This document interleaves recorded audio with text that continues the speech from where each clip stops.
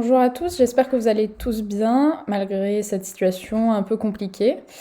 Gardez le coup et nous on croit en vous. Donc on se retrouve maintenant pour la correction du QCM 3. Les réponses vraies c'était BDE. Donc dans ce QCM on s'intéressait au diagramme énergétique du composé sapin et du composé guirlande qui donnent ensemble le composé cadeau.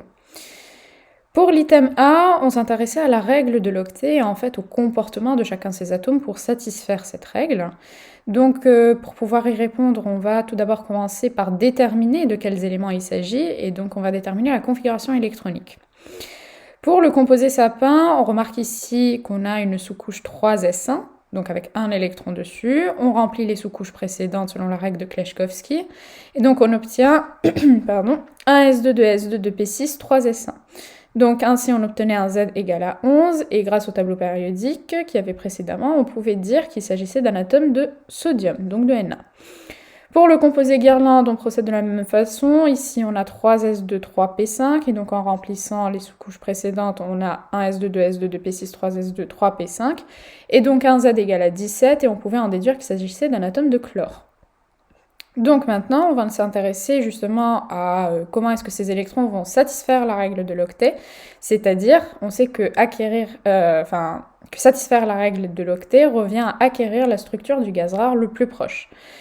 Donc pour le composé sapin, il va acquérir la structure du néon, qui était le gaz rare de numéro atomique le plus proche, et donc qui a une structure électronique de la forme 1s2, 2s2, 2p6, et donc on voit bien qu'ici il a perdu son électron de la couche 3s1, et donc il a cédé un électron. Pour le composé guirlande, il va acquérir la structure de l'argon, étant le gaz rare le plus proche, qui a une structure électronique de la forme 1s2, 2s2, 2p6, 3s2, 3p6. Ici, on remarque qu'effectivement, le composé guirlande, il a dû gagner un électron pour acquérir la structure du gaz rare le plus proche, c'est-à-dire l'argon dans ce cas. Donc, le composé sapin, il a perdu un électron, et le composé guirlande, il a gagné un électron. Mais aussi, on aurait pu directement nous servir du cours, puisqu'en fait, comme le composé sapin, il se terminait par une configuration, sa configuration électronique se terminait par une structure de la forme NS1, on pouvait dire que c'était un métal alcalin, et effectivement, il se trouve dans la première colonne du tableau périodique. Et d'après le cours, on nous disait que les métaux alcalins vont avoir tendance à céder un électron, c'est des très bons donneurs d'électrons. Et idem pour le composé guirlande, c'est un halogène, puisque sa structure, elle se termine par NS2NP5, et donc il aura tendance à gagner un électron. Donc l'item, il était faux. Maintenant, item B, le composé cadeau et le NaCl. Donc on a vu que le composé sapin, c'était le Na, le composé guirlande, c'était le Cl. Ensemble, ils vont former du NaCl. Donc l'item, il était vrai. Pour le item C, on nous demandait le spin de la molécule. Donc ici, la molécule, déjà, il s'agit du composé cadeau, puisqu'en fait, ce sont les orbitales moléculaires. Ici, ce sont des orbitales atomiques pour le composé sapin et guirlande. Donc, pour le composé cadeau, ici, si on revient sur notre diagramme, on remarque qu'il y a 0 électron célibataire. Donc, le spin de la molécule, il faut 0. Alors attention, il faut toujours faire attention à ne pas confondre spin et multiplicité de spin. Parce qu'ici, effectivement, si on s'intéressait à la multiplicité de spin, qui se calcule grâce à la formule 2s plus 1, ici, s étant égal à 0, donc 2 fois 0, 0, plus 1, 1, on pouvait dire donc qu'il s'agissait d'un singulier. Et donc, on aurait dit que l'item, il était vrai. Cependant, ici, on s'intéressait bien au spin et non pas à la multiplicité de spin. Pour l'item D, on nous demande la multiplicité de spin cette fois-ci, mais du composé sapin. Donc, si on remonte ici pour notre composé sapin, on remarque qu'il a un seul électron célibataire. Le spin, il vaudra donc plus 1,5. Et donc, pour calculer la multiplicité de spin, ici, on fait 2 fois plus 1,5, donc le S, plus 1, qui donne 2. Donc, il s'agissait d'un doublé. Et donc, l'item, il était vrai.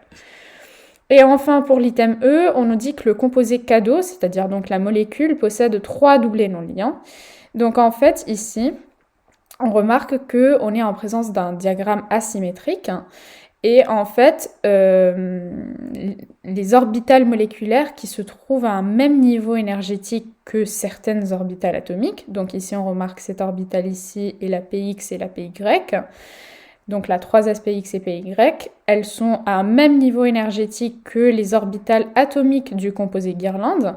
Donc en fait, on dit que que les électrons qui se trouvent sur ces orbitales moléculaires seront totalement accaparés par le chlore et en fait, elles n'interviendront pas dans la formation de la liaison covalente. En fait, la liaison covalente, elle est formée par les électrons qui se trouvent ici, sur l'orbitale moléculaire sigma Z.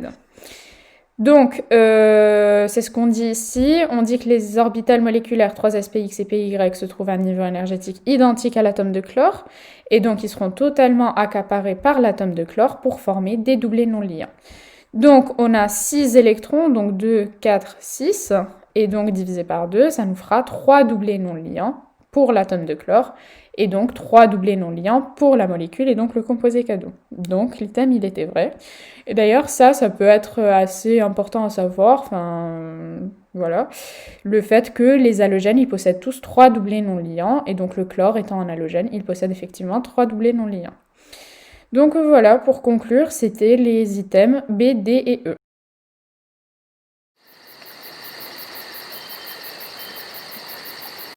Salut tout le monde, donc nous on va se retrouver du coup pour le QCM numéro 4.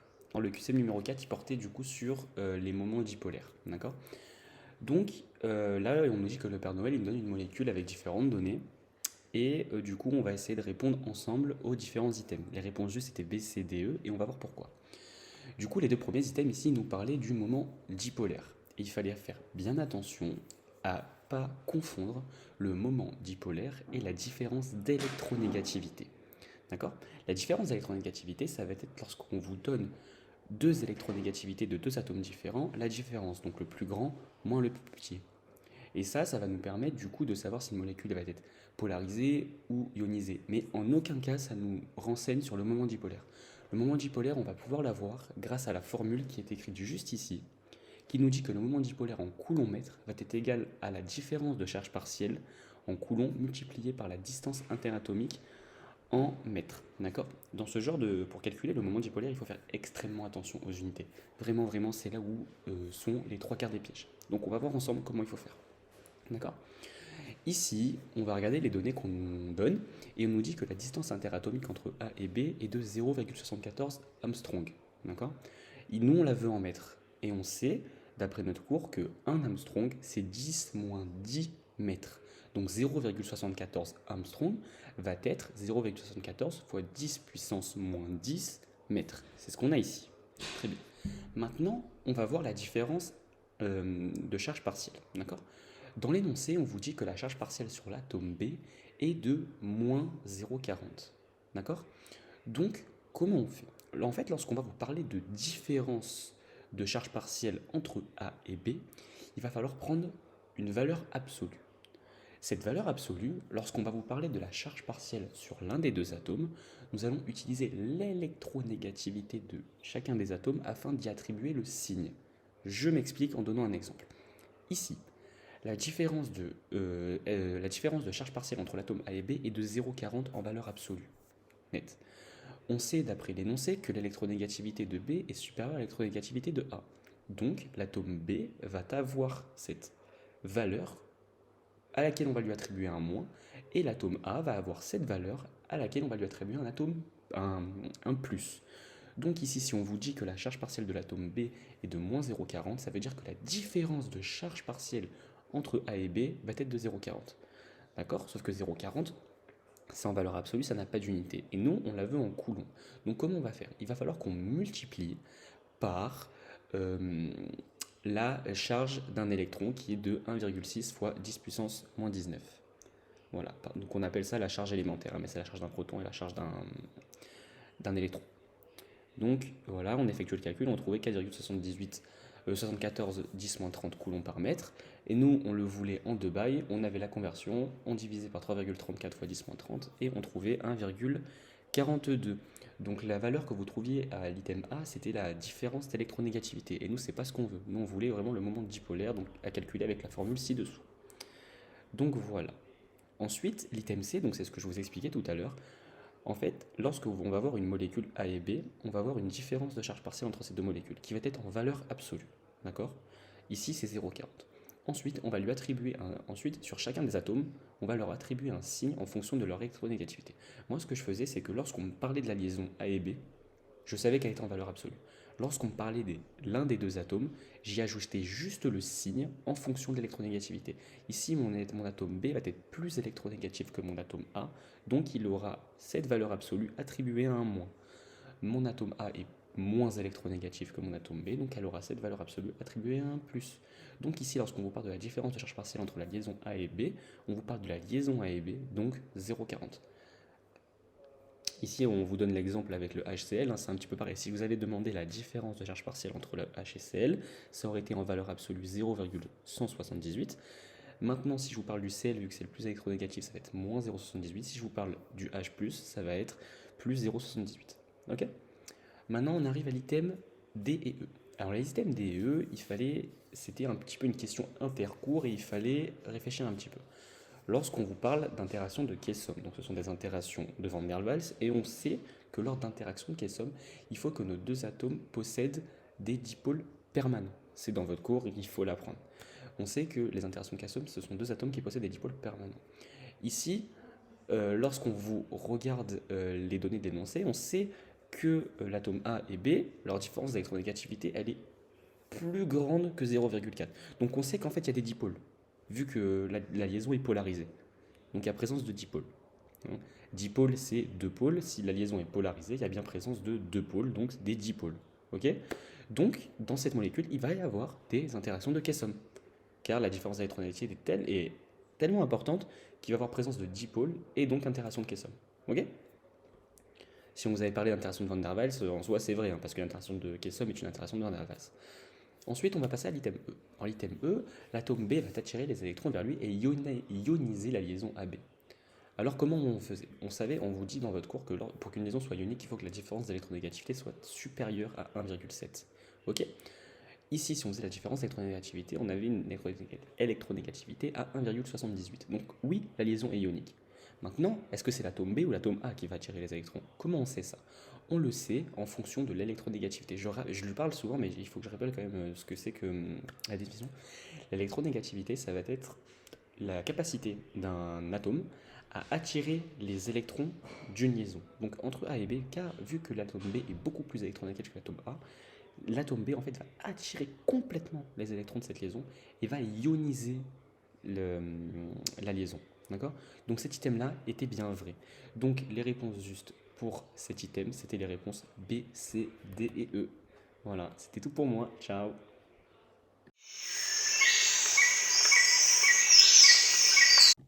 Ok, on passait ensuite à la correction du QCM 13. Le QCM 13, les items justes étaient AC. Donc on va raisonner ensemble.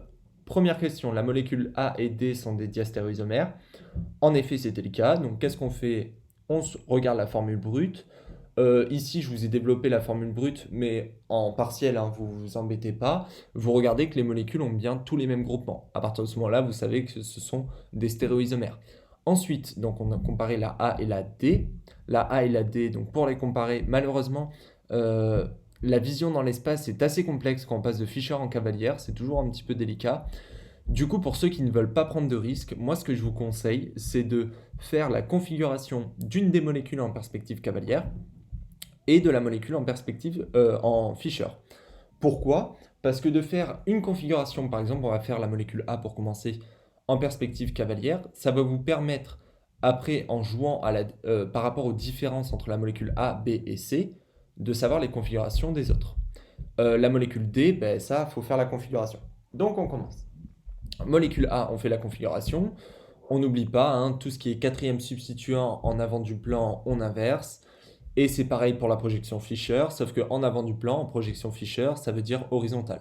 En arrière du plan, ça veut dire à la verticale. C'est l'exemple ici, votre H il est en arrière du plan, donc il n'y a pas d'inversion de la configuration, alors que ici, votre H3C est en avant du plan, puisqu'il est à l'horizontale, donc il y a un inversement.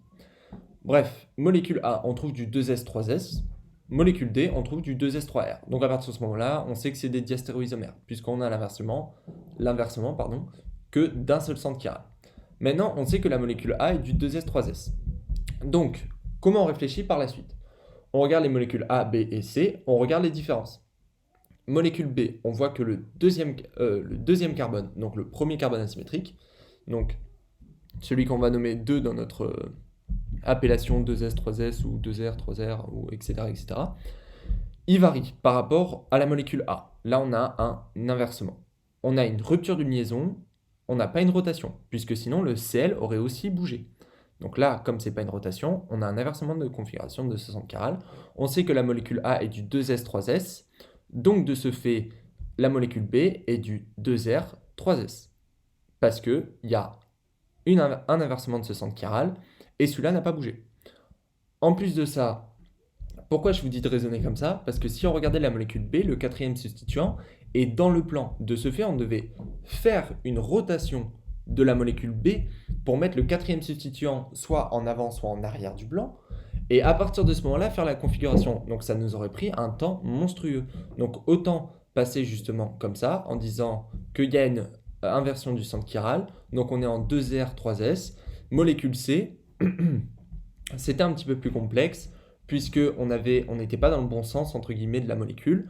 Mais on voyait que les groupements en avant et en arrière du plan sont exactement les mêmes que dans la molécule A. Sauf que la molécule A est dans l'autre sens.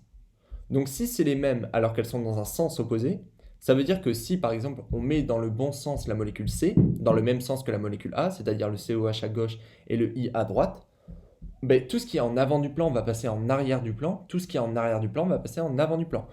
Molécule C, on regarde le I, donc qui est ici, on voit que le H est en avant du plan et que le OH est en arrière. Si on tourne la molécule dans le même sens que la molécule A, eh bien ce H va passer en arrière du plan et le OH va passer en avant du plan. Et ça, c'est valable pour toutes les molécules dès qu'on les tourne.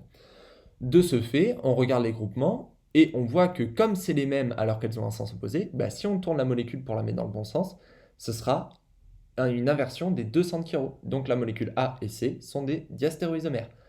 Des énantiomères, pardonnez-moi. Énantiomère, ça veut dire que le C est du 2R, 3S, puisque le A est du 2S, 3S. Molécule B, on a dit que c'était du 2R, 3S. Et molécule D, si je ne me trompe pas, on a regardé, on a dit du 2S, 3R. À partir de ce moment-là, on a toutes les données nécessaires pour répondre aux différents items. Molécules A et B, on a dit qu'ils étaient diastéréoisomères. Donc là, je voulais développer, mais on l'a dit en raisonnant comme je vous l'ai dit à l'oral. Item C, pardon, molécules C et D sont diastéréoisomères. Molécules C et D, c'est lesquelles? Molécules C et D, on sait que A et C sont énantiomères, B et D sont énantiomères, C et D sont donc diastéréoisomères. Puisque là, on a du 2R, 3R si je ne me trompe pas. Molécule D, on a vu, c'est du SR, si je ne me trompe pas. Voilà, 2S, 3R. Donc c'est diastéréoisomère. On a répondu à cet item. On passe ensuite à l'item D. Donc B et D sont énantiomères. Ça, c'est ce qu'on a vu précédemment. Donc on a le 2R, 3S et l'autre le 2S, 3R. Et par la suite, molécules A, B, C et D sont des stéréoisomères. En effet, il y avait un piège. Attention à ne pas confondre isomère, stéréoisomère, choses comme ça. Stéréoisomère, ça va vraiment avoir les molécules vont avoir la même formule plane, mais par contre des dispositions de ces différents groupements qui vont différer dans l'espace. On l'a vu, hein, vous l'avez vu dans votre cours et vous l'avez vu dans différentes colles ainsi que dans différents TD. Là, on voit bien que dans l'espace, ce n'est pas du tout la même disposition. De ce fait, ce sont bien des stéréoisomères. Donc pour le QCM 13, les items justes étaient A, C.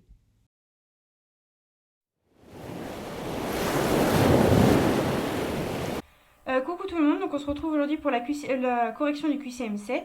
Donc les bonnes réponses étaient B, C, D et E. On vous donnait un tableau avec l'évolution de la concentration en X en mol par litre et le temps en secondes.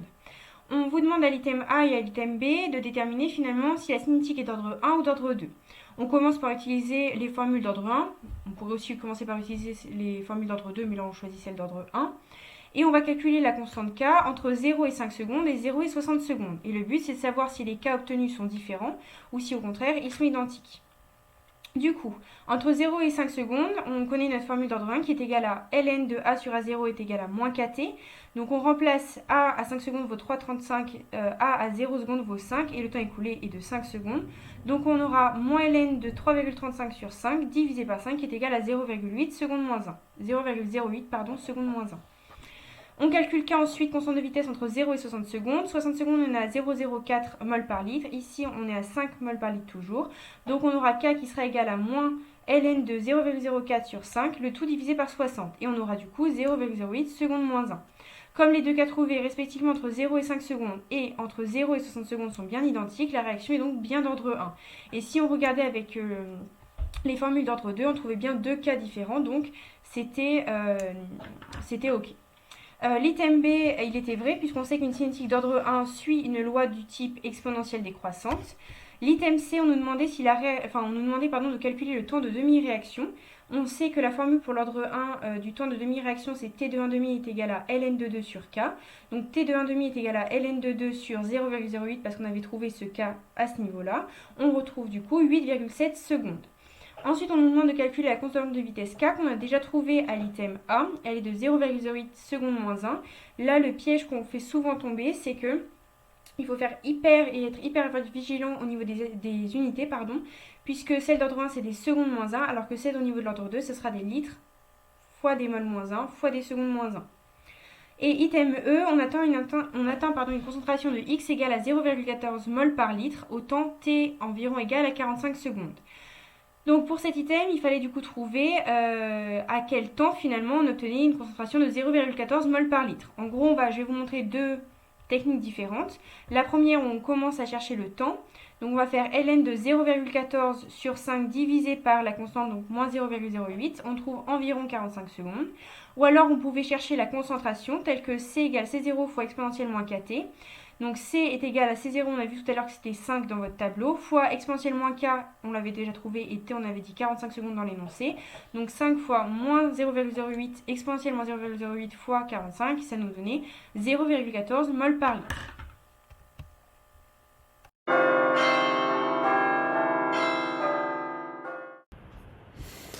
Bonjour à tous, on va du coup commencer tout de suite la correction du QCM 8. Donc QCM 8, l'énoncé, j'espère que vous avez apprécié, voilà.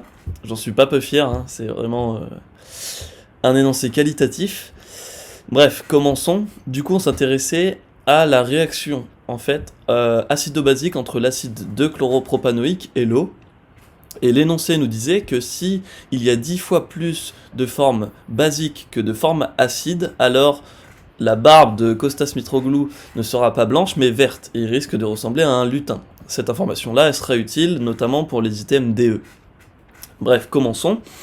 Donc, pour les items A et B, il fallait correctement marquer l'équation acido-basique qui se déroulait. Donc là, il y avait un petit piège, en fait, au niveau de la formule brute de l'acide 2-chloropropanoïque, puisque la formule qui vous était donnée en fait dans la colle ne correspondait pas à la formule de l'acide 2-chloropropanoïque, mais à celle de l'acide 2-chlorobutanoïque. En fait, si vous recomptez vos carbones, il y avait un carbone de trop, pour ceux qui sont tombés dans le piège, et du coup la bonne équation c'était celle-ci.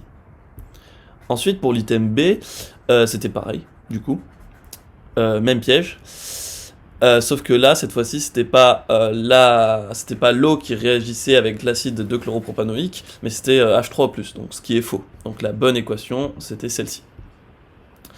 Item C, lors de cette réaction, l'eau capte le proton de la forme protonée. Donc, faut savoir que l'eau est une espèce amphotère, donc capable de jouer le rôle à la fois d'acide, c'est-à-dire qu'elle va être capable de céder un proton, ou jouer le rôle de base, comme ici, où elle est capable de capter un proton. Ici, la forme protonée, ce qu'on appelle la forme protonée, c'est l'acide, et la forme déprotonée, c'est la base. Dans ce genre d'énoncé, c'est toujours la même chose. Forme protonée acide, forme déprotonée base. Et du coup, ici, l'eau joue le rôle de base. Le rôle de base, selon Bronsted, c'est de capter un proton. Du coup, ici, elle va capter un proton à la forme protonée, pour donner la base conjuguée de notre acide, qui sera la forme déprotonée. Donc item D, du coup, Kostas ressemble au Père Noël, ou Kostas ressemble au lutin pour ce qui est de l'item E. Donc là, en fait, il fallait revenir à l'énoncé, il fallait du coup vérifier que il y avait 10 fois plus de formes basiques que de formes acides. Dans ce cas-là, elle serait pas blanche à barbe mais verte. Du coup, on n'avait qu'une seule donnée dans l'énoncé, c'était pH moins pK est égal à -1, est égal à -1, pardon. Donc avec cela, vous vous basez sur la relation d'Anderson-Hasselbalch, et ça vous permettait à la fin d'obtenir 10 puissance pH moins pK, donc 10 puissance -1, et du coup ça vous fait un rapport en fait, ça vous fait un rapport base sur acide qui est égal à 1 dixième, donc à 10 puissance -1, 1 dixième en fait qui correspond dans le sens réel du terme en fait à 10 fois plus d'acide que de base.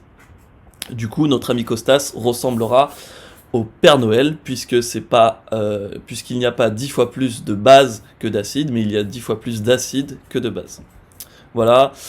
Et je vous remets quand même cette image de Costas Mitroglou, puisqu'il faut bien la rentabiliser, vu le temps que j'ai mis à la faire. Voilà, merci.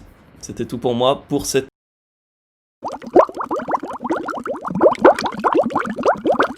Bonjour à tous, donc on continue avec le QCM 10, les bonnes réponses étaient ACE, donc c'était un QCM d'oxydoréduction. Il y avait pas mal de données, donc c'était bien détaillé. On se servira notamment, on verra une petite nouveauté avec cette constante de vitesse qui est donnée en litres par mol -1 par seconde -1, donc c'était une ordre 2, et on verra que ça nous permettra de faire des calculs par la suite. Premier item, il était bien vrai, on avait à calculer le nombre d'oxydation de l'azote dans le monoxyde d'azote, donc il valait bien plus 2. Toujours la même chose, on met la somme des nombres d'oxydation, donc dans une molécule on rappelle que la somme des nombres d'oxydation doit être nulle, donc on met 0 du côté droit, et ensuite on calcule en tenant compte que le nombre d'oxydation de l'oxygène est égal à -2. Ensuite l'item B, il était faux, la réduction du périodate en iodate s'accompagne de 2 électrons et 2 protons. Donc ici on peut commencer par écrire les deux éléments sans équilibrer, et ensuite ça nous permettra de voir comment on peut équilibrer. Donc ici, le périodate va donner le iodate plus une molécule d'eau, puisqu'il fallait équilibrer les atomes d'oxygène. Ensuite, on rajoutait des protons pour équilibrer les atomes d'hydrogène ce coup-ci, donc on a rajouté 2 du côté des réactifs, puisqu'il y en avait 2 du côté des produits.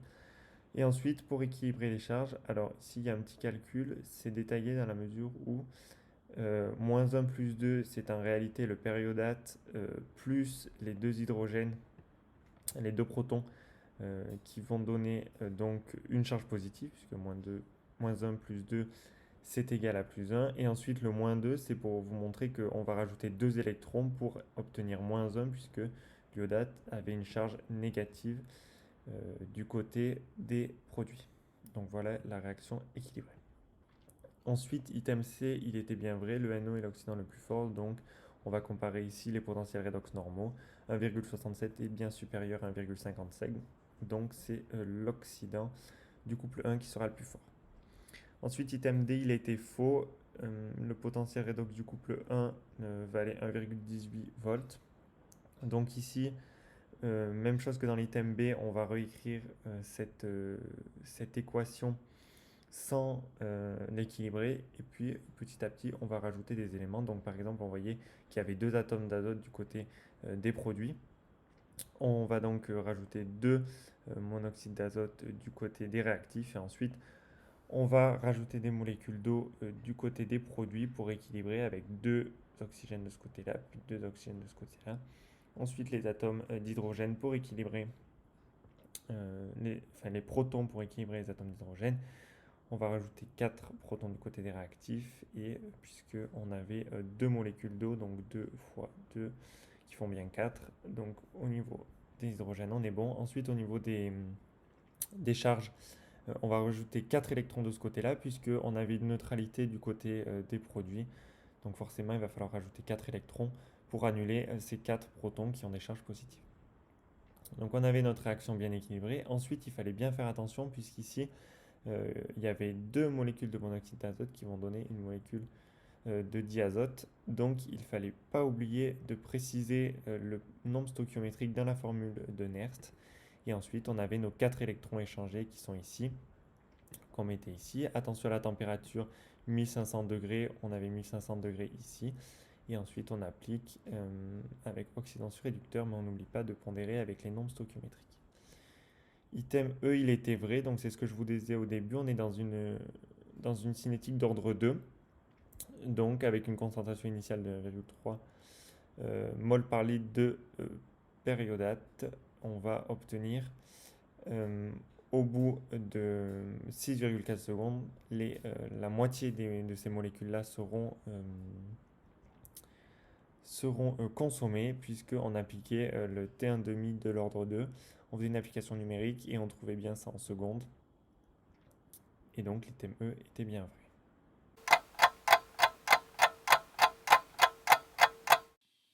Alors du coup pour le QCM 11, donc les réponses étaient AE. Donc pour la A, la molécule L existe sous forme de 2 énantiomères. Donc ça c'était vrai. Donc pour ça, il faut qu'on regarde si on a une molécule chirale. Hop, donc au niveau de la molécule L, on sait que ici, au niveau du carbone 3, on a un carbone asymétrique, puisqu'il est porteur d'un hydrogène qui n'est pas dessiné ici, d'un groupement méthyle et de ce groupement-là, et aussi de celui-là, qui sont du coup 4 groupements différents, donc on peut dire que ce carbone est asymétrique. On peut aussi dire que c'est le seul des carbones de la molécule à être asymétrique. Or, on sait que quand une molécule possède un seul carbone asymétrique, on est sûr, quoi qu'il arrive, qu'elle est chirale. Donc ici, vu qu'on a une molécule chirale, on peut dire que, de par son carbone asymétrique, elle existe sous forme de 2 énantiomères, en fait, donc c'est-à-dire 2 composés images l'un de l'autre dans un miroir. Voilà, donc je vous ai mis en rappel l'espèce de petite formule en fait qui vous permet de savoir sur une molécule, en fonction du nombre de carbone asymétrique, combien elle aura de stéréoisomères. Donc ici, en fait, le nombre n de carbone asymétrique définit en fait le fait que votre molécule va avoir 2 puissance ce nombre-là, 2 puissance n stéréoisomères.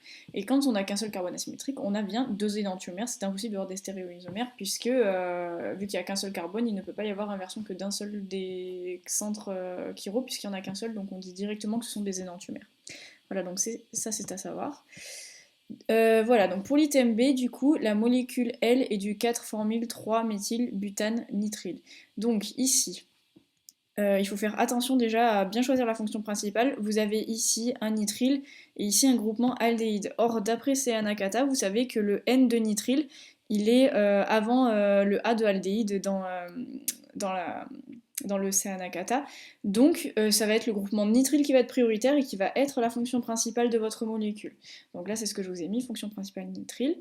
Ensuite, la chaîne carbonée la plus longue du coup. Donc on part du nitrile, hein, toujours, puisque le nitrile c'est un composé qui sera toujours en bout de chaîne, comme les acides carboxyliques et les aldéhydes aussi. Donc du coup ça va faire 1, 2, 3 et 4. Attention à ne pas compter le carbone de l'aldéhyde, car je vous le rappelle, quand une fonction aldéhyde ou une fonction nitrile est en substituant dans une molécule, on ne compte pas le carbone de la fonction dans la chaîne carbonée. Donc ici on s'arrête bien à 4 là et pas à 5. Il faut faire très très attention à ça, ça peut être un piège en partiel. Voilà, donc du coup on a bien une chaîne butane, puisqu'on a 4 carbones. Ensuite au niveau des insaturations, il n'y en a aucune. Et les substituants, du coup, comme on l'a dit, on a un aldéhyde ici en position 4 du coup, et un méthyle en position 3. Voilà, donc on va classer ces deux substituants par ordre alphabétique. Donc entre formyl et méthyle, et ici c'est le F qui est prioritaire sur le M d'après votre alphabet, donc vous allez pouvoir dire que vous avez du 4-formyl, 3-méthyl, butane, nitrile. Ensuite pour la C du coup, la molécule I est de l'éthanoate de propyle. Alors attention, tout ce qui est avant le OAT, en fait, le préfixe de votre OAT, enfin le radical plutôt, ou comme vous voulez, dans le nom, et c'est c'est la chaîne carbonée qui va être du côté de la double liaison CO. Donc on part d'ici et pas d'ici. Attention, c'est pas la plus longue qu'on met ici avant le OAT, jamais. Enfin, c'est pas ça la règle. La règle, c'est que c'est en fait la chaîne carbonée qui va être du côté de la double liaison de la fonction. Donc ici, on a 2 carbone, donc on peut dire qu'on a de l'éthanoate. Et du coup 2 propyl, puisque de l'autre côté, on a une chaîne carbonée de 1, 2 et 3 carbones. Voilà, donc fonction principale ester, chaîne carbonée éthane, du coup, 1, 2, insaturation aucune, et le substituant, du coup, ça va être le propyl. Voilà, donc on a bien de l'éthanoate de propyl. Faites bien attention à ça. Ensuite, pour la D, du coup, la molécule S est du 4-éthylcyclopente-2N1-ol. Alors du coup, ici, attention, déjà la fonction principale, ça va être la fonction alcool. Voilà, et ensuite, il faut faire attention aussi aux insaturations. Ici, on en a une ici. Or, on sait que dans la numérotation de la chaîne carbonée, on va prioriser un petit chiffre pour une double liaison plutôt que pour un groupement. En gros, la double liaison ou la triple liaison, quoi qu'il arrive, enfin, quel que soit ce qu'on a, eh ben, elle va être prioritaire sur les groupements au niveau de la numérotation. Donc quand on a le choix, eh ben, quand on doit décider entre une double liaison et un groupement qui va avoir le plus petit chiffre, ce sera toujours la double liaison. Du coup, c'est pour ça qu'on part à gauche ici pour numéroter notre chaîne carbonée. Du coup, fonction principale, alcool, chaîne carbonée la plus longue, cyclopentane, du coup, 1, 2, 3, 4, 5. Et du coup, insaturation sur le C2, donc attention à ne pas l'oublier. Et substituant éthyle sur C4. Voilà. Du coup, ça nous donne bien du 4-éthyl cyclopent 2N, 1-ol. Ensuite, du coup, pour l'item E, la molécule E est du Z4-bromo 3,4 dichlorobute 3N2-on. Ok, donc attention, il y a beaucoup de choses il y a beaucoup de substituants, donc il faut faire attention à ne pas en oublier. Du coup, on va commencer par déterminer l'isomérie. Donc l'isomérie, elle va être au niveau de cette double liaison-là. Voilà, donc je vous rappelle que pour déterminer les groupements prioritaires, on utilise la règle IBR-CLSP-FONCH. Voilà, donc déjà ici, vous remarquez que votre double liaison ici, elle est tétrasubstituée, enfin genre votre molécule est tétrasubstituée ici, hop, puisque vous n'avez pas de groupement H, juste, en fait vous avez 4 gros groupements de chaque côté pour les 2 carbones de la double liaison, donc on dit qu'on a un alcène tétrasubstitué, et dans ces cas-là, on aura une isomérie Z et E, et non pas une isomérie cis et trans. Voilà, donc du coup maintenant on peut déterminer les groupements prioritaires. Donc de ce côté de la double liaison, sur ce carbone, on a un groupement Cl et Br. D'après la règle, Br est avant le Cl, donc du coup le Br sera prioritaire. Ensuite de ce côté ici, sur le carbone 3, on a un Cl et ici une cétone. Le Cl est prioritaire sur tout ce qui est hydrogène, et puis même sur le carbone tout court en fait. Du coup, eh bien, c'est ce groupement-là qui va être prioritaire aussi. Comme nos deux groupements sont du même côté de la double liaison, eh bien, on peut dire qu'on a une isomérie Z. Voilà. Ensuite, du coup, pour nommer la molécule, donc on cherche la fonction principale. Ici, on en a une, et c'est une cétone. Attention à ne pas confondre avec l'aldéhyde. La cétone est dans la chaîne carbonée, alors que l'aldéhyde va être en bout de chaîne, toujours. Voilà, c'est comme ça qu'on les différencie, donc il faut faire attention à ne pas se tromper. Du coup, on a bien une cétone sur C2, du coup. Hop, la chaîne carbonée la plus longue, butane. Donc on part d'ici pour donner un plus petit chiffre à la fonction principale. Donc 1, 2, 3, 4, donc butane. Ensuite, on a une insaturation sur le carbone 3. Et ensuite, au niveau des substituants, on a un brome sur C4, un chlore sur C4 et un chlore aussi sur C3. Voilà, donc on va classer tout ça par ordre alphabétique. Donc on commence par le brome puisque le B est prioritaire sur le C d'après l'alphabet. Donc on peut dire qu'on a bien du Z 4-bromo 3,4 dichlorobute 3N2-on. Voilà.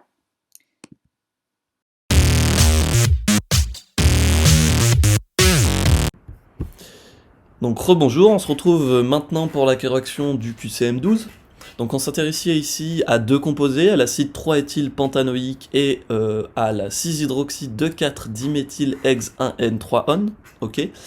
Dans ce genre de QCM, il est extrêmement important de réaliser en fait, de dessiner ces deux composés-là, donc vos molécules, pour voir donc notamment ici ce qui nous intéressait en fait c'est la formule brute de cette molécule pour pouvoir répondre à tous les items, puisque ici ce QCM-là parlait de l'isomérie.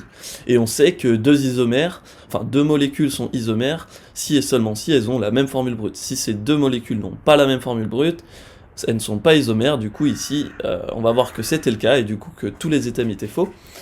Je vous spoil pas plus, on va tout de suite rentrer dans la correction. La première molécule, on s'intéressait à l'acide 3-éthylpentanoïque. Alors moi ce que je faisais quand j'étais en PACES, c'est que d'abord je regardais la chaîne carbonée la plus longue. Ici c'était un pentane, du coup sur ma feuille je traçais une chaîne carbonée pentane, donc avec 5 carbones. Ensuite je m'intéressais à la fonction principale, ici c'était un acide carboxylique, qui était ici non numéroté, ce qui veut dire qu'elle était située sur le carbone 1. Donc ici entouré en rouge, du coup on met notre fonction carboxylique sur notre carbone 1. Ensuite, on regarde les substituants de notre molécule. On a un groupement éthyle sur le carbone 3, donc un groupement éthyle C2H5, qu'on rajoute du coup sur notre carbone 3, ici entouré en vert. On a donc notre premier composé. Ensuite, on fait attention à bien décompter le bon nombre de carbone, le bon nombre d'hydrogène et le bon nombre d'oxygène, et ça nous donnait une formule brute de C7H14O2. pour la première molécule. Ensuite, on s'intéressait à la 6-hydroxy 2,4-diméthyl ex-1N3-on. Alors, pour celle-ci, on fonctionne exactement de la même manière, c'est-à-dire qu'on prend la chaîne carbonée la plus longue, ici c'était 6, donc voilà, on réalise sur notre feuille, sur notre brouillon, la chaîne carbonée possédant 6 carbones. Ensuite, on fait attention donc à la fonction principale, ici c'était une cétone située sur le carbone 3, du coup on met notre cétone sur le carbone 3. Ensuite, on a une fonction alcène, donc une double liaison sur le carbone 1, ici entourée en violet. Et enfin, on avait trois substituants, qui étaient le 2,4-diméthyl, donc sur le carbone 2, un groupement méthyle, sur le carbone 4, ici en vert, un autre groupement méthyle, et enfin, tout en respectant l'ordre alphabétique, bien sûr, on obtenait notre troisième substituant, en comptant les deux méthyles, qui était une fonction, un groupement hydroxyle situé sur le carbone 6. Donc ici le piège aussi, enfin non, c'était pas un piège, pardon. On numérotait ensuite donc le bon nombre de carbone et on remarquait qu'on trouvait ici une formule brute de C8H14O2. Donc en fait, le nombre de carbone entre ces deux molécules différait. Elles n'ont donc pas de formule brute, ce qui veut dire qu'elles ne sont pas isomères. Et on va quand même répondre au QCM, aux différents items, mais ils seront tous faux. Du coup, sauf la E, qui était tous les items précédents sont faux. On commence donc avec l'item A, donc ces deux molécules ne sont pas conformaires. Non, puisque deux conformaires possèdent la même formule brute. Et on vous rappelle quand même la définition d'un conformaire, qui est en fait deux molécules où l'on peut passer de l'une à l'autre par une rotation autour d'une simple liaison. Item B, ces deux molécules ne sont pas isomères de position. Non, elles ne sont pas isomères tout court puisqu'elles n'ont pas la même formule brute, encore une fois. On rappelle quand même que un isomère de constitution, ce sont deux molécules qui ne diffèrent entre elles que par l'enchaînement des atomes qui les constituent. Ok. Ensuite, ces deux molécules ne sont pas isomères de position, donc encore une fois, non, elles ne sont pas isomères puisqu'elles n'ont pas la même formule brute. Et ici, du coup, un isomère de position, c'est un cas particulier d'un isomère de constitution. Donc il y a deux types d'isomères de constitution. Le premier, isomère de fonction, où les deux molécules ont la même formule brute, un enchaînement d'atomes différents, mais elles ne possèdent pas la même fonction principale. Un isomère de position, ensuite, où les deux molécules ont la même formule brute, un enchaînement d'atomes différents, mais elles ont cependant la même fonction. Donc pour les deux isomères de position, en fait, les deux molécules ne diffèrent entre elles que par la position des différents atomes dans la molécule. Et item D, donc elles n'ont pas les mêmes propriétés physiques, donc là, en fait, fallait pas tomber dans le piège, fallait pas dire précédemment que ces molécules étaient des isomères de position ou de fonction. Dans ce cas-là, on aurait pu répondre vrai à ce QCM, puisque les isomères de position possèdent juste des propriétés physiques différentes.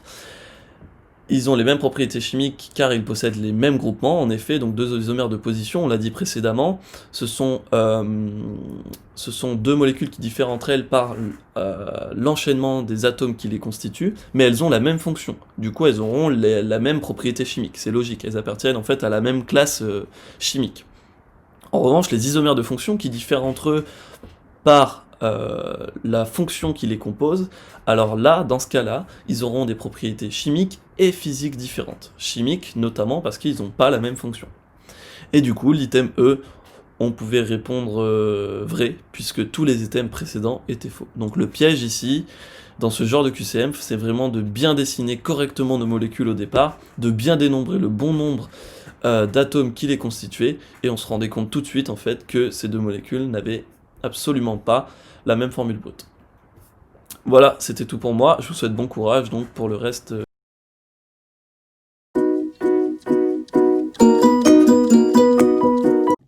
Ok, on passait ensuite à la correction du QCM 13. Le QCM 13, les items justes étaient AC. Donc on va raisonner ensemble. Première question, la molécule A et D sont des diastéréoisomères. En effet, c'était le cas. Donc qu'est-ce qu'on fait? On regarde la formule brute. Ici, je vous ai développé la formule brute, mais en partiel, hein, vous vous embêtez pas. Vous regardez que les molécules ont bien tous les mêmes groupements. À partir de ce moment-là, vous savez que ce sont des stéréoisomères. Ensuite, donc, on a comparé la A et la D. La A et la D, donc pour les comparer, malheureusement, la vision dans l'espace est assez complexe quand on passe de Fisher en Cavalière, c'est toujours un petit peu délicat. Du coup, pour ceux qui ne veulent pas prendre de risques, moi ce que je vous conseille, c'est de faire la configuration d'une des molécules en perspective Cavalière et de la molécule en perspective en Fisher. Pourquoi? Parce que de faire une configuration, par exemple, on va faire la molécule A pour commencer en perspective Cavalière, ça va vous permettre, après, en jouant par rapport aux différences entre la molécule A, B et C, de savoir les configurations des autres. La molécule D, ben, ça, il faut faire la configuration. Donc on commence. Molécule A, on fait la configuration.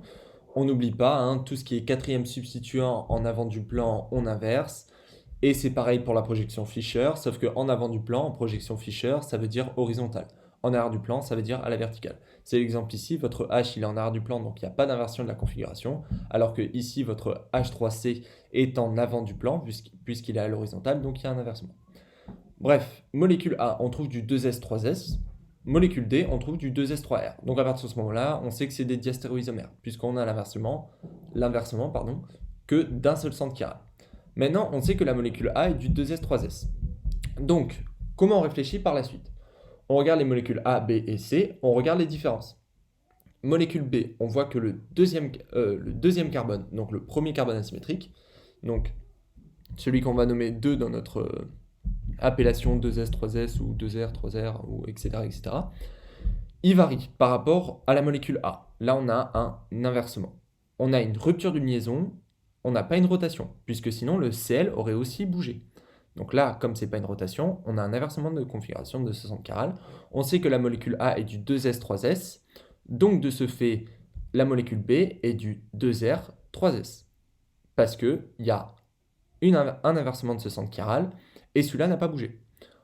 En plus de ça, pourquoi je vous dis de raisonner comme ça? Parce que si on regardait la molécule B, le quatrième substituant, et dans le plan, de ce fait, on devait faire une rotation de la molécule B pour mettre le quatrième substituant soit en avant, soit en arrière du plan, et à partir de ce moment-là, faire la configuration. Donc ça nous aurait pris un temps monstrueux. Donc autant passer justement comme ça, en disant qu'il y a une inversion du centre chiral, donc on est en 2R, 3S, molécule C, c'était un petit peu plus complexe, puisqu'on n'était pas dans le bon sens, entre guillemets, de la molécule, mais on voyait que les groupements en avant et en arrière du plan sont exactement les mêmes que dans la molécule A. Sauf que la molécule A est dans l'autre sens. Donc si c'est les mêmes alors qu'elles sont dans un sens opposé, ça veut dire que si par exemple on met dans le bon sens la molécule C, dans le même sens que la molécule A, c'est-à-dire le COH à gauche et le I à droite, ben, tout ce qui est en avant du plan va passer en arrière du plan, tout ce qui est en arrière du plan va passer en avant du plan. Molécule C, on regarde le I, donc qui est ici, on voit que le H est en avant du plan et que le OH est en arrière. Si on tourne la molécule dans le même sens que la molécule A, eh bien ce H va passer en arrière du plan et le OH va passer en avant du plan. Et ça, c'est valable pour toutes les molécules dès qu'on les tourne. De ce fait, on regarde les groupements et on voit que comme c'est les mêmes alors qu'elles ont un sens opposé, bah, si on tourne la molécule pour la mettre dans le bon sens, ce sera une inversion des deux centres chiraux. Donc la molécule A et C sont des diastéréoisomères. Des énantiomères, pardonnez-moi. Énantiomère, ça veut dire que le C est du 2R, 3S, puisque le A est du 2S, 3S. Molécule B, on a dit que c'était du 2R, 3S. Et molécule D, si je ne me trompe pas, on a regardé, on a dit du 2S, 3R. À partir de ce moment-là, on a toutes les données nécessaires pour répondre aux différents items. Molécules A et B, on a dit qu'ils étaient diastéréoisomères. Donc là, je vous l'ai développé, mais on l'a dit en raisonnant comme je vous l'ai dit à l'oral. Item C, pardon. Molécules C et D sont diastéréoisomères. Molécules C et D, c'est lesquelles? Molécules C et D, on sait que A et C sont énantiomères, B et D sont énantiomères, C et D sont donc diastéréoisomères. Puisque là, on a du 2R, 3R si je ne me trompe pas. Molécule D, on a vu, c'est du SR si je ne me trompe pas. Voilà, 2S, 3R. Donc c'est diastéréoisomère. On a répondu à cet item. On passe ensuite à l'item D. Donc B et D sont énantiomères.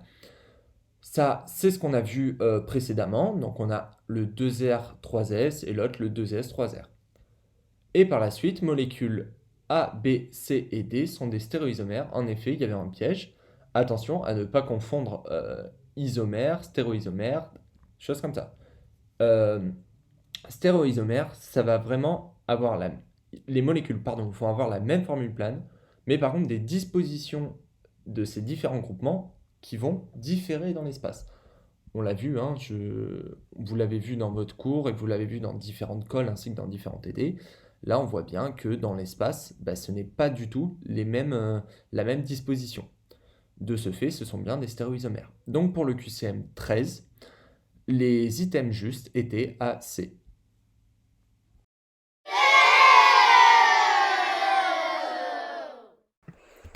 Du coup, on se retrouve ici pour la correction du QCM 14. Donc, on s'intéressait au composé S et à ses différentes formes limites de résonance. Donc, pour l'item 1, on nous demandait de nommer tout d'abord le composé S.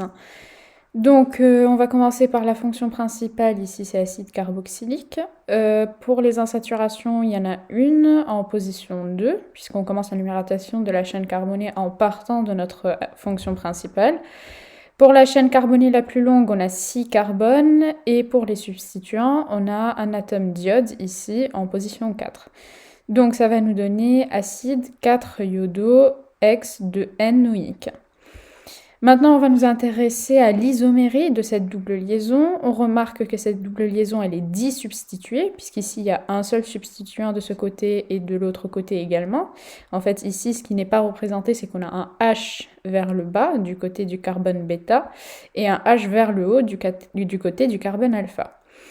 Donc, les groupements prioritaires pour le carbone 2, ça va bien évidemment être le CH-COH, puisqu'on a en fait en face juste un atome de hydrogène, donc c'est l'atome le moins prioritaire qui puisse exister. Et idem du côté du carbone alpha, l'atome d'hydrogène vers le haut et le groupement prioritaire vers le bas. Donc ici, du côté du carbone alpha, on vient de le dire, on a le groupement prioritaire vers le bas. Pour le côté du carbone bêta, donc le carbone 2, on va avoir le groupement prioritaire vers le haut. Les deux groupements prioritaires, ils ne sont pas du même côté. Il s'agira d'une isomérie, donc trans. Je ne l'ai pas précisé, mais justement, on parle de l'isomérie cis ou trans parce que notre double liaison, elle est disubstituée. On parlera d'isomérie Z ou E s'il est tri ou tétra si cette double liaison, elle est tri ou tétra substituée. Donc on obtenait de l'acide trans 4-iodo-X2N-OIC. Pour l'item B, on nous disait que l'atome d'iode, il possède des doublés non liants. Effectivement, l'atome d'iode, c'est un halogène, donc il possède 3 doublés non liants. Item C, on nous disait qu'il existe un effet mésomère -M au sein du composé S. Donc ce qu'on a fait ici, c'est qu'on a développé la fonction acide carboxylique. Donc on sait qu'elle cache une double liaison O et une liaison OH. Donc du côté du carbone 2, on remarque l'enchaînement d'une liaison pi, d'une liaison sigma et d'une liaison pi ici. Donc une conjugaison pi sigma pi responsable d'un effet mésomère attracteur -M. Il existe donc bien un effet -M au sein du composé S et donc l'item il était vrai. Mais on va s'intéresser aussi à ce qui se passe de l'autre côté de la double liaison. En fait, on remarque ici l'atome d'iode et avec l'item précédent, on nous a demandé s'il possédait ou non des doublés non liants. Donc logiquement, ça devrait nous faire penser à un effet +M, mésomère +M, donc une conjugaison pi sigma n. Mais le piège ici, c'était que l'item d'iode, il se trouvait une liaison trop loin, donc il n'y a pas d'enchaînement pi sigma n, et donc il ne pourra pas exercer un effet mésomère. Et donc, il exercera un simple effet inducteur, attracteur, donc inductif attracteur, -I. Maintenant, on va passer donc à l'item D, On nous disait que le carbone alpha, il est polarisé delta+, tandis que le carbone bêta, il est polarisé delta-. Donc ici, on a le carbone bêta de ce côté, le carbone alpha de ce côté-là. Le carbone bêta ici, on a dit qu'il se trouvait donc une liaison pi sigma, une conjugaison pi sigma pi, donc un effet -M. Et ici, on n'a qu'un simple effet inductif -I. Donc on sait que les effets mésomères l'emportent toujours, ils sont beaucoup plus puissants que les effets inductifs. Donc, même si du côté du carbone alpha, on a un effet qui est négatif, donc un effet attracteur, mais comme du côté du carbone bêta, l'effet attracteur il est beaucoup plus puissant, c'est le côté de l'effet mésomère qui sera chargé delta-, donc le carbone bêta, et le carbone alpha, quant à lui, il sera chargé delta+. Donc l'item, il était vrai. Et maintenant, on nous dit que la forme limite de résonance B, dans l'item, on disait qu'elle était inexacte. Elle est exacte. Et on va voir pourquoi. Donc, en fait, ici, on a une double liaison polarisée avec le carbone alpha ici, chargé delta plus, ici delta moins. Donc, le groupement attracteur, celui qui est chargé delta moins, va attirer vers lui les électrons de la double liaison. Donc, ce qui va se passer, c'est qu'il va y avoir une rupture de cette double liaison entre les carbones 2 et 3, de par la polarisation justement de cette double liaison. Elle sera suivie de la formation d'une double liaison entre les carbones 1 et 2, donc elle va se délocaliser ici. Cela induit la rupture, donc la double liaison elle sera là. Elle induira donc la rupture de cette double liaison ici de l'atome carbone 1 avec l'atome d'oxygène et la récupération des électrons de cette double liaison par l'atome d'oxygène sous la forme d'un doublet non liant. Et donc ici l'atome de carbone, le C3, comme il a perdu une liaison, il lui manque une liaison, il sera chargé donc delta plus, il sera porteur d'une charge positive. Et l'atome d'oxygène ayant récupéré un doublet non liant, donc il est porteur de 3 doublets non liants, c'est-à-dire d'un doublet non liant en trop, il sera donc porteur d'une charge négative. Donc en fait, la forme limite de résonance proposée par l'énoncé, donc la forme B, elle est correcte. Et donc pour conclure, les réponses vraies, c'était B, C et D.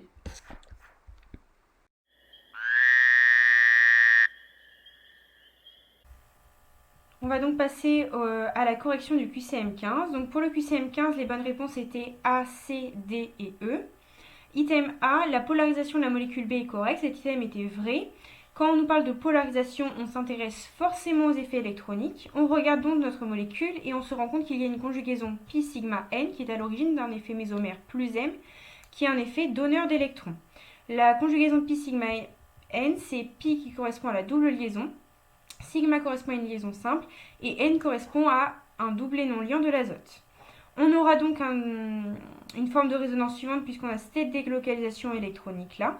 Et donc comme on a un effet mésomère plus m pi sigma n, ce carbone là sera polarisé, aura une charge partielle delta plus et ce carbone là aura une charge partielle delta moins.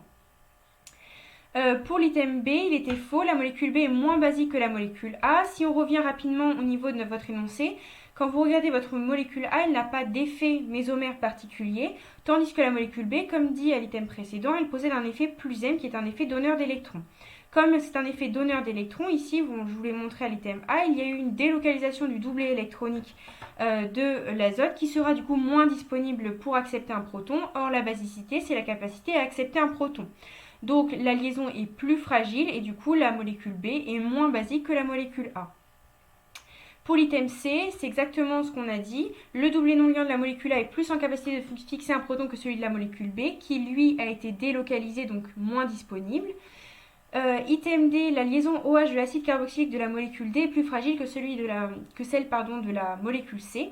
Donc là, pareil, il fallait comparer les effets électroniques. Notre molécule C, que j'ai représenté ici, possède un groupement méthyle qui exerce un effet inducteur donneur plus I, tandis que la molécule D ici possède un effet inductif attracteur effet moins I qui est exercé par l'atome de chlore. On sait que les effets attracteurs vont favoriser la rupture de la liaison et donc vont la fragiliser. Donc, comme la molécule D a un effet moins I et comme la molécule C a un effet plus I, forcément la liaison OH de la molécule qui possède l'effet moins I, donc la molécule D, sera plus fragile que celle de la molécule C. Et donc, pour répondre à l'item E, comme on sait que une molécule est d'autant plus acide que sa liaison est fragile, bien forcément la molécule D sera plus acide que la molécule C. Voilà.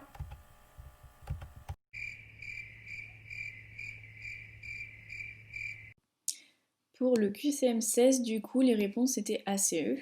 Pour la A, donc le composé P possède un effet plus M. Donc ici, on va regarder les configurations qu'on a. Donc ici, on a une double liaison, donc on va avoir un pi, une liaison simple ici, un sigma, et ici un atome d'oxygène qui est porteur, je vous le rappelle, de 2 doublets non liants. Donc ici, vous allez avoir un motif N. Donc du coup, vous avez une configuration pi sigma N, ce qui en fait correspond à un effet plus M, donc un effet donneur d'électrons. Donc ici, c'était vrai. Ensuite, pour l'item B, le composé P possède une fonction ester. Donc le composé P, il est ici. Faites bien attention parce que ici, vous êtes dans le cas où vous avez un groupement aldéhyde et aussi un groupement ester. Sauf que Parmi ces deux groupements partagent cette double liaison O. Donc, comme ces deux groupements partagent des atomes, entre guillemets, vous n'allez avoir qu'un seul groupement au final. En fait, vous allez avoir qu'une seule fonction. Pour choisir entre les deux, en fait, c'est tout simple, il faut faire C-Anakata. La fonction la plus oxydée, donc la plus prioritaire en fait d'après C-Anakata, ça va être la bonne.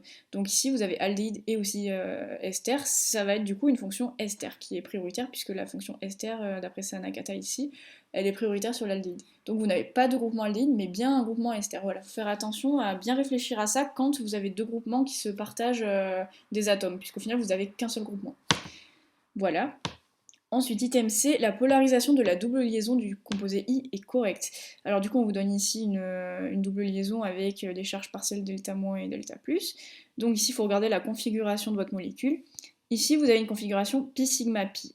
Pourquoi vous avez une configuration pi sigma pi? Parce qu'ici, il faut savoir qu'un groupement NO2, ça cache une double liaison. Donc en fait, le groupement NO2, pour vous montrer, c'est ça en fait. C'est-à-dire que vous avez votre chaîne carbonée plus un N et ici deux oxygènes avec, vous voyez, chacun une liaison normale et une espèce de petite liaison en pointillé. En fait, cette liaison en pointillé, ça représente en fait un mouvement de liaison d'électrons, en fait, de liaison, entre cet oxygène et cet oxygène-là. C'est-à-dire qu'en fait, cet oxygène-là va tantôt posséder une double liaison, donc cette liaison en pointillé, et tantôt ça va être l'autre. En fait, il faut se dire que cette liaison en pointillé, elle est tantôt sur l'oxygène du haut, tantôt sur l'oxygène du bas. Donc en fait, elle fait que bouger, elle fait que s'échanger entre ces deux atomes. Voilà, il faut imaginer ça comme ça. En gros, c'est un groupement très réactif et très instable, où vous avez des électrons qui font que bouger entre les deux groupements. Ce qui fait qu'en fait vos liaisons se déplacent. Enfin, genre, ça fait vraiment un coup une double liaison sur l'oxygène du haut, un coup sur celui du bas. Voilà, donc en gros, il faut juste retenir pour vous que un groupement NO2, ça cache une double liaison. Du coup, vous pouvez avoir une configuration pi sigma pi, et c'est le cas ici. Voilà. Donc du coup, voilà. Et du coup, forcément, vous avez un effet moins M de ce côté, grâce à cette configuration pi sigma pi. Un effet moins M, je vous rappelle que c'est un effet qui va être fortement attracteur d'électrons. Du coup, si vous regardez votre double liaison, le carbone de cette double liaison qui sera le plus proche de ce groupement, logiquement, il va avoir une charge partielle négative puisque les électrons seront beaucoup plus attirés vers celui-ci que vers celui-ci. Parce que forcément, le carbone le plus éloigné du groupement verra moins les électrons venir vers lui, mais plus vers celui-ci. Du coup, ici, vous pouvez donner une charge partielle négative sur ce carbone et une charge partielle positive sur celui-ci. Donc la polarisation du composé I était donc bien correcte. Ensuite, du coup, pour l'item D, le carbone 3 du composé N ne porte aucune charge partielle. Donc ça, attention, parce que si vous regardez votre composé N, en fait, vous voyez que vous avez une molécule totalement symétrique, de part et d'autre de la double liaison. C'est-à-dire que ce carbone de la double liaison, il a un groupement chlore et ici un groupement éthyle. Et pareil de ce côté. Ce qui fait qu'en fait, certes, vous allez avoir des effets des effets moins I des deux côtés, puisque vous avez une configuration pi sigma n, pi sigma n, sauf que vu que ce sont exactement les mêmes effets puisque vous avez exactement les mêmes atomes et les mêmes configurations, en fait, vous n'allez pas avoir de charge partielle, puisque les électrons vont autant être repoussés par ce chlore que par celui-ci. Donc au final, ça fait que votre molécule elle va pas du tout être polarisée en fait, vu qu'elle est totalement symétrique. Voilà. Donc du coup, hop, on peut dire que forcément, vous n'avez pas de charge partielle sur la double liaison sur ce composé. Ensuite, pour l'item E, du coup, le carbone 3 du composé T porte une charge partielle positive. Donc ça, c'était vrai. Donc si on regarde le composé T, ici, vous voyez que vous avez juste un brome ici. Donc vous allez avoir un effet attracteur moins I. Hop, donc du coup, les électrons vont être attirés vers ce brome.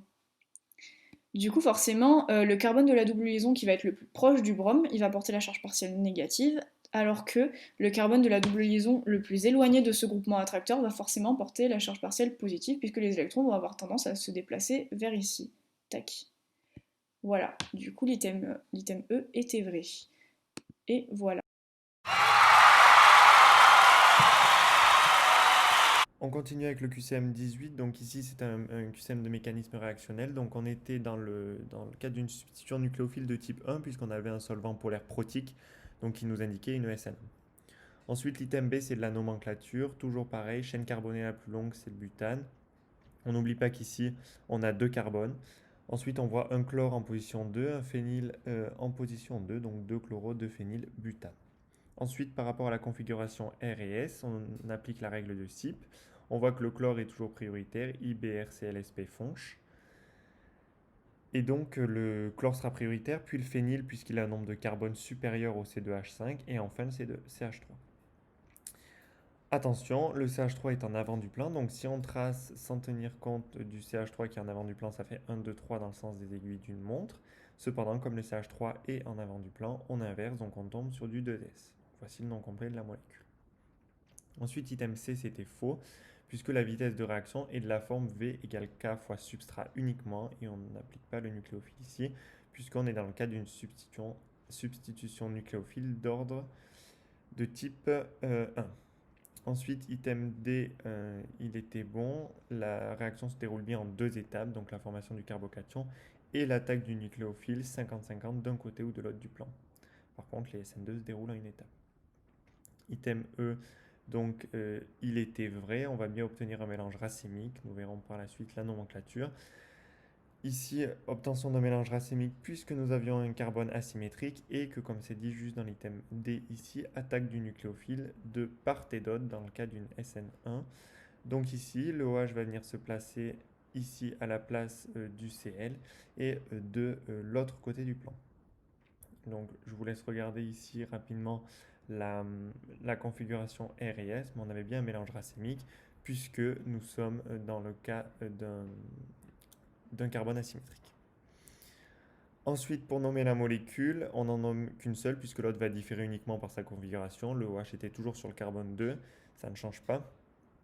Donc ce fameux carbone 2 présente donc une fonction alcool, mais toujours le phényl sur le carbone 2, donc 2-phénylbutane 2-ol, puisque l'alcool est la fonction principale ici. Donc l'item E était bien vrai. Item F était évidemment vrai.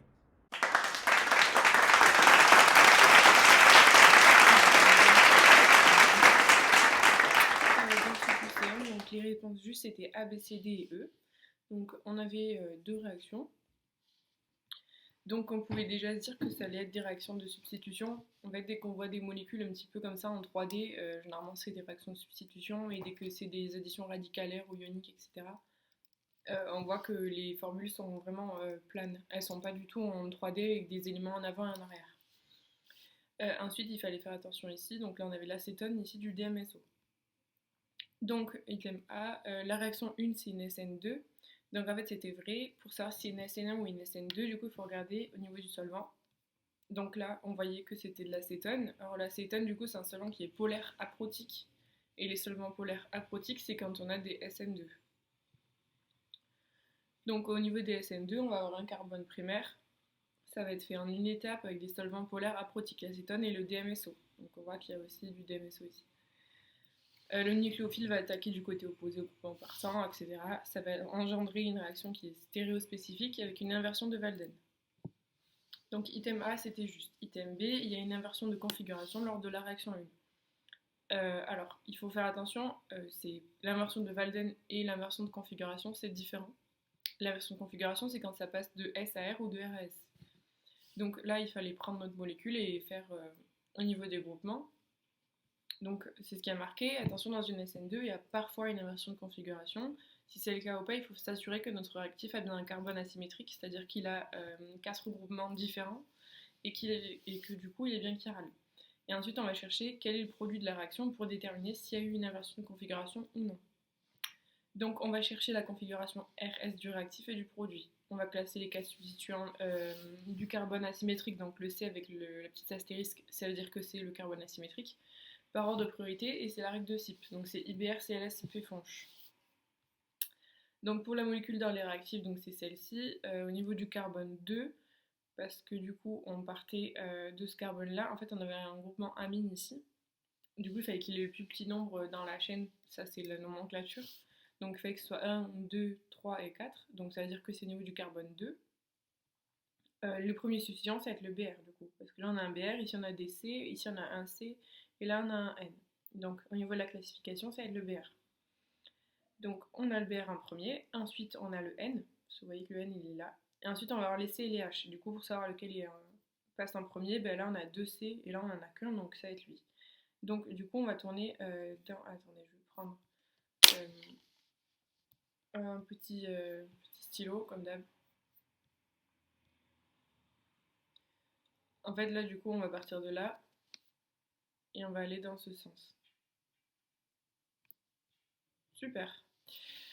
Très jolie flèche. Et donc, du coup, comme c'est dans ce sens, c'est dans le sens inverse des aiguilles d'une montre. Et donc, du coup, c'est une configuration S. Ensuite, du coup, c'est ce qui est marqué là, donc A, B, C, et donc, du coup, c'était dans ce sens-là. Pour la molécule dans les produits, donc, c'est celle qui avait là. On faisait exactement pareil, on avait le I en premier. Et ensuite, c'était le même ordre. Donc, c'était d'abord le NH2, puis le C2H5 et le C3. Donc, en fait, ça tournait dans ce sens-là. Quand vous regardez votre montre, c'est le bon sens. Donc, c'était dans le sens des aiguilles d'une montre. Comme on est passé d'une configuration S à une configuration R, il y a bien eu une inversion de configuration. Pour le C, le composé obtenu de la réaction 1, c'est du 2-iodo-butane 2-amine. Donc, pour ça, c'était la nomenclature. C'est ce que je disais tout à l'heure, la fonction principale c'est une fonction amine, il faut qu'elle ait le plus petit numéro de carbone. Donc on part de là, donc ça donne 1, 2, 3, et il y a un quatrième qui est caché parce que c'est pas totalement développé. Donc comme c'est 4, ça va être du butane. On a un substituant en position 2, c'est de l'iode, donc iodo. Donc du coup ça va donner du 2-iodo, butane 2-amine. Donc c'était vrai. Pour l'item D, il y a une inversion de Walden lors de la réaction 1. Comme on a un composé qui est chiral, parce qu'il est relié à 4 groupements différents, donc on a un carbone asymétrique, il y a une inversion de Walden. À partir du moment où vous avez du coup un réactif chiral, ou un produit d'air, et quand c'est chiral et que vous avez un carbone asymétrique, il y aura une inversion de Walden. L'item E, le composé obtenu de la réaction 2, c'est le 1-aminopropane et thiol. Donc en fait on voit que c'est en présence de DMSO. Le DMSO c'est un solvant qui est polaire aprotique, c'est ce que j'avais dit ici. En fait c'est pareil que l'acétone, donc on va avoir une SN2. Donc du coup comme on sait que c'est une SN2, on va chercher quel est le produit de la réaction. Je change de page. Donc là en fait on voyait qu'on avait un NaSH ici, et là on avait le Br. Donc en fait tout va se passer à ce niveau-là. Donc en fait ce qui va se passer avec le DMSO c'est que, voilà ça a été totalement développé.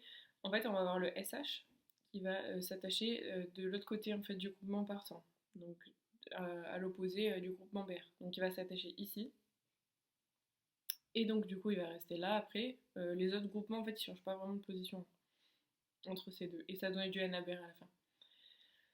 Et donc du coup on obtenait ce composé là qu'il fallait nommer. Donc cette fois il faut faire attention, c'est pas l'amine qui prend le dessus, ça va être la fonction thiol. Donc dans votre CNA-kata, vous voyez que la fonction thiol, elle est avant la fonction amine. Donc du coup, fonction principale, ça va être le thiol en position donc 1, parce qu'on prend ce carbone-là de référence, et après il y a ces deux-là. On voit qu'il y en a 3, donc parce qu'il y en a un ici, plus 2 là, donc ça donne 3, donc c'est du propane. Et ensuite on va avoir un substituant, donc amine, qui est sur exactement le même carbone que votre fonction principale, c'est-à-dire le carbone 1, donc ça a du 1-amino.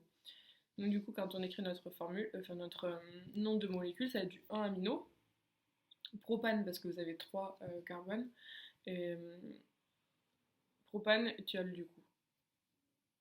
Voilà. C'est tout. Donc toutes les réponses, tous les items étaient vrais.